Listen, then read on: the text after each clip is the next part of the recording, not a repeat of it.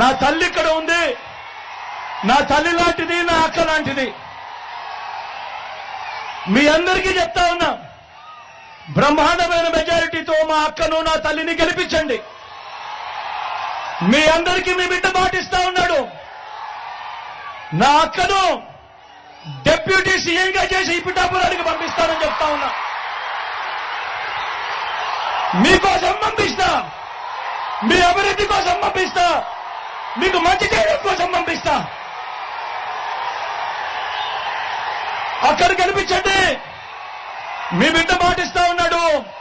నా పక్కనే డిప్యూటీ సీఎంగా పెట్టుకొని మీ అందరికీ మంచి చేయిస్తాడు మీ బిడ్డ అని చెప్తా ఉన్నాడు.